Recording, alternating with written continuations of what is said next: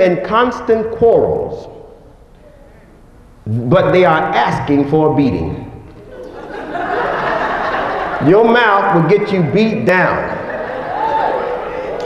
That's what it says. That's what it's talking about. Good translation. Fools' mouths, or fools' words, get them into constant quarrels, constant fights and problems. And it says, but they are asking for a beating. Your mouth can get you beat down. Hopefully that won't be happening in the church, but you don't ever know what people in the world will do. But in other words, it's just saying your mouth can get you in a lot of trouble. You got to be careful what you say and pass. And as a matter of fact, why is it that good news won't travel fast? Good news get pushed under the rug so deep, nobody ever finds out about it. But if it's something that even insinuates negativity, everybody got it floating around. Just amazing what gossip does and the difference in when things that are good are spoken. Verse 7 says, the mouths of fools are their ruins. They trap themselves with their lips.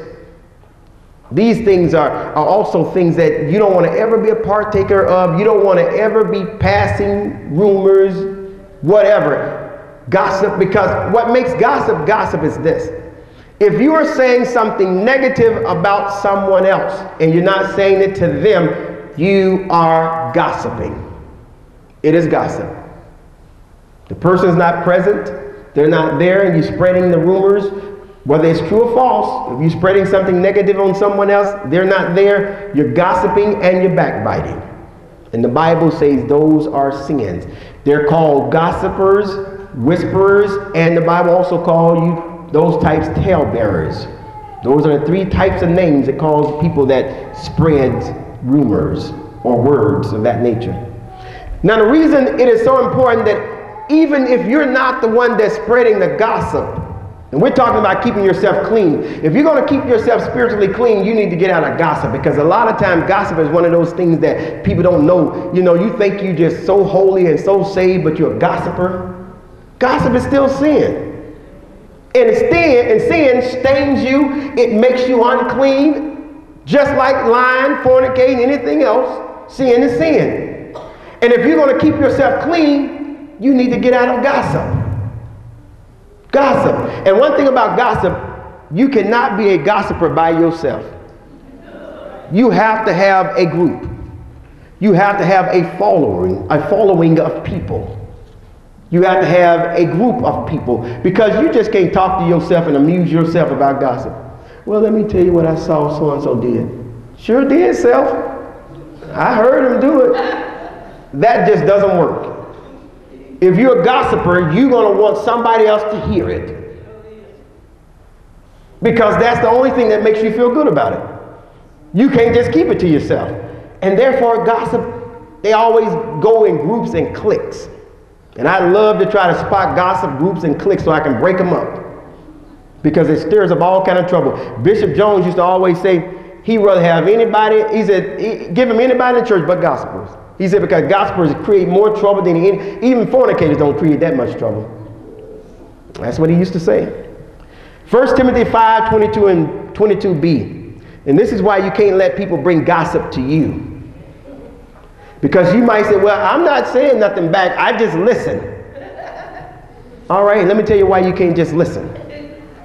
1 Timothy 5:22 verse B, we'll just do the second half of it. Neither be partakers of other men's sins. Keep thyself pure. Gossip is sin. So if I let you come and gossip to me, then you've included me and I've become a partaker of your sin. Because I gave you a listening ear to help perpetuate what you're doing, your sin. So that's what happened. And young ladies, you all can gossip just as worse as some of these older women. They probably got it from, you probably got it from the older one, but, and mothers, let me tell you something. I remember we had a family in the church back home. Anytime you talk to the mother, all the little kids, everybody just come up looking right in your mouth. We had a saying back home for little kids: don't get in grown folks' business. You better get your tail somewhere and sit down. Don't let little kids come up in grown people's business. You can't even talk to folks. All your kids huddle around looking up.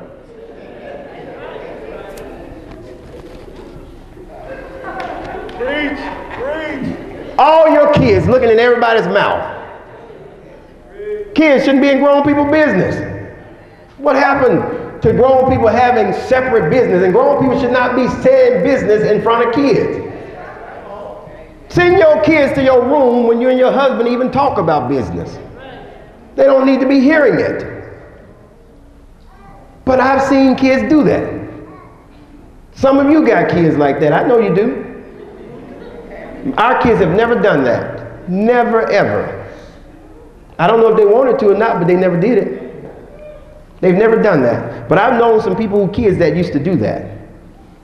And that should not happen. But back to this point. Neither be partakers of other men's sin. If you let somebody gossip to you, you have just been involved. It is similar to when a person comes and tells you about a crime, and if you don't report the crime, you are what? An accessory after the fact. The crime was committed, but you just made me an accessory. You just involved me. And since you involved me, I'm going to have to do like I used to do back home. People did not gossip to me back home because they knew that I was going to tell it to the pastor. You came to me about anything, I'm telling the pastor. And most of them, when they first started out, before they found out how I was, you know, as soon as they get into the conversation, I said, wait a minute, where you going with this? Because if it's something about somebody else, I ain't got nothing to do with that. But no, let me tell you this, I'm not really gossiping. I said, well, let me tell you this up front. And you know something wrong with a person say, now promise me you ain't going to tell nobody. No, I'm not going to give you no promise till I find out what you're trying to tell me. Look, promise me you ain't going to tell nobody. What is that? You want to promise in advance before you want to disclose your guilt or your participation in gossip. You ever heard people say that? Promise, you wait and tell me first and I'll decide if I'm going to give you a promise on that. Because it depends on what it is. If it's something about you, oh yeah, we can do that. But if it's something about somebody else, it depends on what it is about you. If you robbed the bank and you told me, I'm telling it. Because you ain't going to have me in jail. The pastor knew you got locked up and they're in a news conference taking you to jail. The pastor knew and he didn't tell nobody either. I committed murder, Pastor, but they didn't catch me. Don't tell me about it. Don't tell me about no murder or no robbing a bank. Because you get caught, you're not taking me down with you. That's right, mother. Go on by yourself. Like we used to say years ago, go on by your long head. All right. Neither be partakers of other men's sin. It's important. And by doing that, the Bible says, keep thyself pure. But you have to stay away. And that's why I mentioned, the Lord laid in my heart, gossip is one of the sins that a lot of people just overlook because you're staining yourself. Gossip is dirtying you up. You can't keep yourself clean if you're into gossip. So in order to clean your house out, you got to get rid of gossip. And you got to stop people from bringing gossip to you. And the way you stop people from bringing gossip to you, you have to tell them right up front, I don't want to hear it. I don't want to hear it. Don't tell me. I don't want to hear it. If you tell them that, I guarantee you, they're going to stop including you in their little gossip. Because they understand if it's about somebody else, then take it to that person. Now we're going to get to how you handle situations.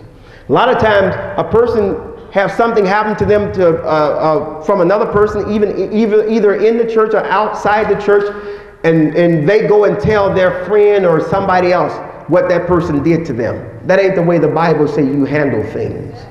We're going to show you how you handle this. Let's go to Matthew chapter 18. You do not go to someone else totally outside the picture and tell them about a problem you have with somebody else or something someone else did to you. That is gossip, is out of order, it is against the will of God. Matthew